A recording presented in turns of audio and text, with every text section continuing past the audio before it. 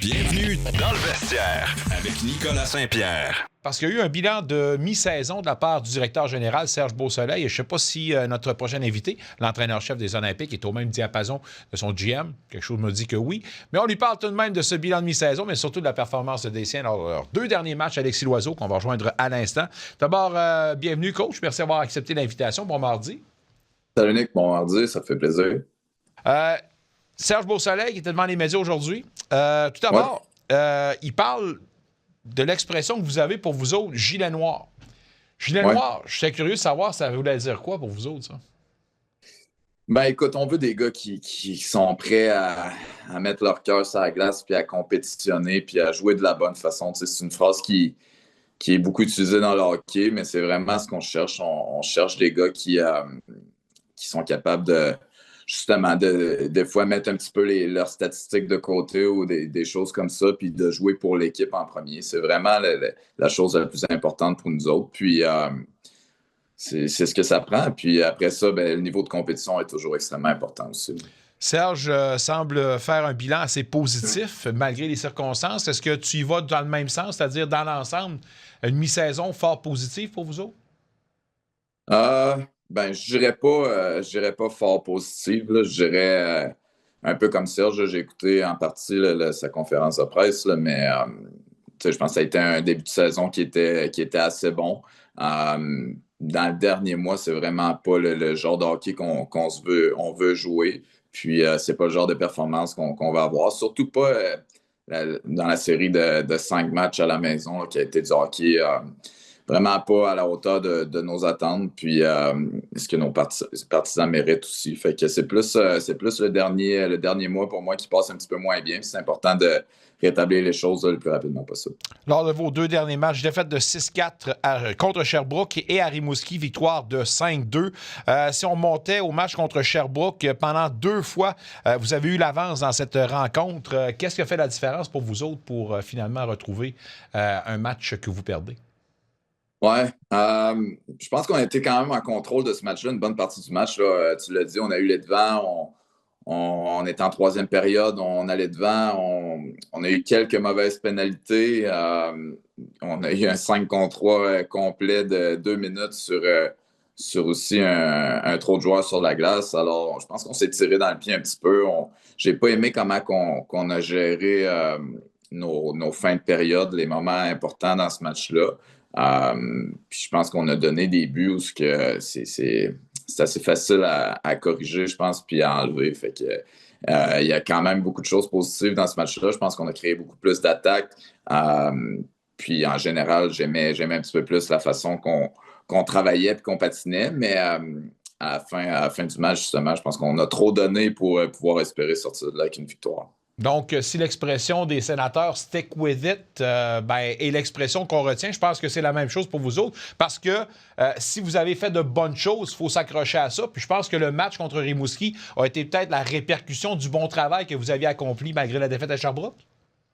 Oui, exact. Je pense Rimouski, pour moi, ça a été, écoute, c'est assez facile à dire, là, mais ça a été un de nos meilleurs matchs là, dans les dernières semaines. Là. On a eu 20 gars qui étaient impliqués. Puis j'ai aimé dans ce match-là surtout notre énergie, notre intensité, notre vitesse sur l'échec avant, comment on a enlevé le temps et l'espace à l'Océanique de l'autre côté. Puis on a créé de l'attaque. On crée plus d'attaque dernièrement contre 5, ce qui est une bonne chose. On a plusieurs gars qui sont constants dans leur performance. Là, quand je pense au trio de Dubé, Petrus Séguin, qui depuis 6 matchs, je dirais, qui joue du hockey très, très solide. Même chose en défensive. Là, on a plusieurs gars qui, dernièrement, ont monté leur jeu d'un cran. Je pense à McLennan, à Nadeau. C'est des gars qui nous donnent du très bon hockey. Puis après ça, il faut juste être capable d'amener un petit peu plus de monde là-dedans. Puis à Rimouski, comme je te disais, j'ai trouvé que c'était une belle performance d'équipe. D'ailleurs, le DG semblait fort satisfait de ce premier trio, le Dubé, Petrot et Séguin, disant que c'était un véritable premier trio. Séguin, d'ailleurs, qui s'est démarqué dans ces 2 matchs-là avec une performance égale de 1-1-2 à ces 2 matchs-là. Comment tu apprécies justement son apport, finalement, sur ce premier trio-là?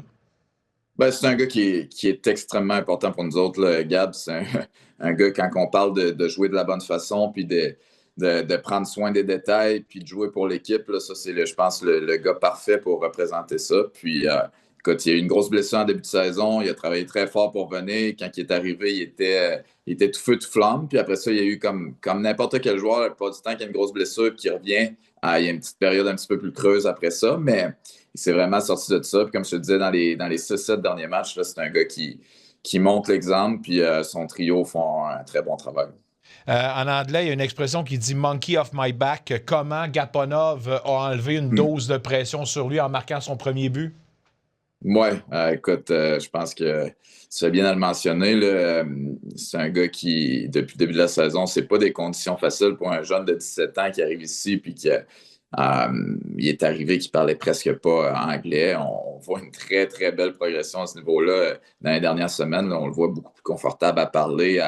On le voit qu'il comprend beaucoup plus aussi. Fait que c'est ça. Pour moi, très, très content de son premier filet. Je pense que c'est quelque chose qui va y enlever une grosse pression sur les épaules. Puis j'ai aimé son match.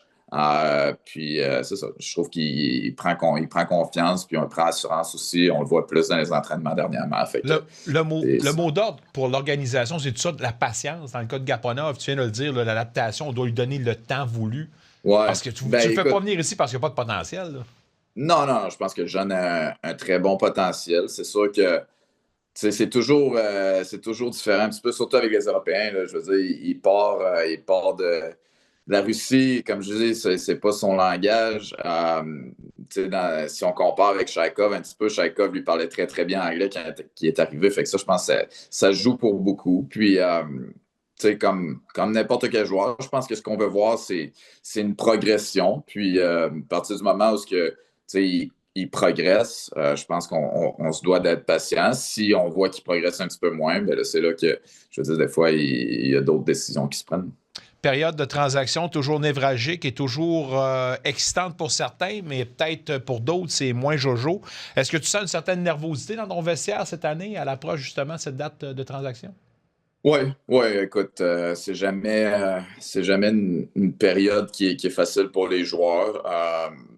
Les gars, je pense en général, ils sont très, très bien traités ici. Ils veulent rester avec les Olympiques. Puis, comme je te dis, c'est ça. C'est pas une période qui est facile, mais en même temps, on essaie de les conscientiser à ça. Puis, je pense que c'est un apprentissage aussi d'être capable de mettre ça un petit peu de côté puis de se concentrer sur les choses que tu as à faire dans ton day-to-day. Puis, je pense que c'est un très bon outil à avoir dans son coffre pour qu'est-ce qu'il peut avoir après, que ce soit au niveau professionnel ou des choses comme ça. Fait que non, c'est pas facile pour les joueurs, mais je pense que c'est important qu'ils passent par là aussi. Je ne sais pas comment Serge Beausoleil sera agressif cette année comparativement à l'an dernier, considérant que l'an dernier, il y a 41 joueurs qui ont enfilé l'uniforme des Olympiques. Comment pour l'entraîneur et l'équipe d'entraîneurs, c'est un petit peu plus facile de manœuvrer cette année, considérant qu'il va y avoir beaucoup moins de chandails qui vont être remplis? Là?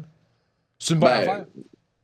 Oui, je pense que l'année passée, il y a eu des mouvements pour plein de raisons qui étaient valables aussi. Mais c'est certain que dans le meilleur des mondes, là, on part la saison avec tel nombre de joueurs, puis on continue à avancer là-dedans avec eux autres. Puis, je pense qu'il y a des relations qui se créent aussi avec le temps, c'est certain. Je pense qu'il y a des gars que c'est plus facile à coacher cette année après avoir travaillé avec eux autres pendant un an et demi ou des choses comme ça. Fait que oui, on veut une continuité, mais on veut aussi des gars qui sont capables de donner le meilleur d'eux-mêmes puis qui nous rendent une meilleure équipe. Serge a aussi parlé qu'on étirait un peu l'élastique dans l'utilité de certains joueurs X. Je ne veux pas brasser quoi que ce soit, mais est-ce qu'on peut s'arrêter peut-être sur le temps d'utilisation de Chaikov et est-ce qu'on peut s'attendre à un partage plus équilibré dans la deuxième portion du calendrier? Quand on regarde Chaikov, oui, là, je pense qu'il y a eu un petit peu trop de matchs là, depuis le début de la saison.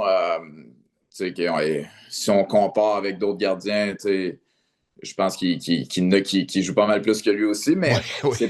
c'est pas ce qu'on veut. On veut être capable d'équilibrer ça un petit peu plus. Puis je pense qu'au début de la saison, Chaikov, il était tellement sur une belle séquence que c'était plus facile de le ramener le plus souvent possible dans le filet, mais comme n'importe quel joueur, je pense qu'il bénéficierait juste du fait d'avoir un petit peu plus de journées de répit. Ça 27-28, c'est l'année où il y aura le retour de la présentation de la Coupe Memorial au Québec. Et je pense que tout le monde le sait, Gatineau veut être l'équipe haute. Comment, dans la préparation puis dans vos décisions maintenant, il y a une optique portée sur la saison 27-28? Je te dirais que c'est peut-être un petit peu plus du côté DG, ça. Puis, oui, on travaille ensemble, puis on se parle pas mal à tous les jours, puis on est pas mal sur la même longueur d'onde avec Serge, puis tous les Richard, puis Pat, puis les gars du comité hockey un petit peu plus. Mais pour moi, j'essaie de contrôler les gars que j'ai présentement. Je veux pas trop regarder 2-3 ans plus tard. Je pense que la chose la plus importante, c'est vraiment d'apprendre à gagner des matchs.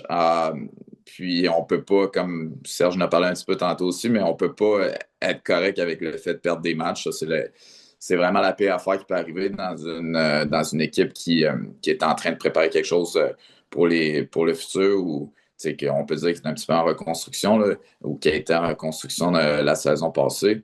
Il faut vraiment pas tomber dans une situation où on est correct avec le fait de perdre des matchs. Oui, je pense que la mentalité est très importante à ce niveau-là.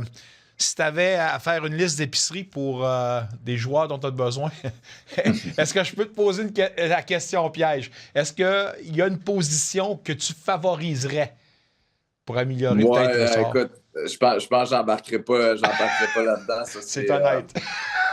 C'était un piège qui était assez facile à voir, mais écoute, honnêtement, on aime notre groupe de joueurs, même si ça n'a pas été facile dans les dernières semaines. Puis, on croit beaucoup aux gars qu'on a. Fait que moi, mon travail, c'est vraiment de m'assurer qu'ils exploitent leur potentiel. Puis, après ça, si Serge a des options, a des choix différents, ben écoute, moi, je vais travailler avec les gars que j'ai, c'est certain. Vous faites de l'excellent travail, puis continuez votre bon travail à part de ça. Avant de te laisser, période des fêtes, évidemment, est-ce que tu vas avoir le temps de célébrer, ou avec tout le brouhaha de la saison, tu n'as pas même le temps de t'arrêter à ça?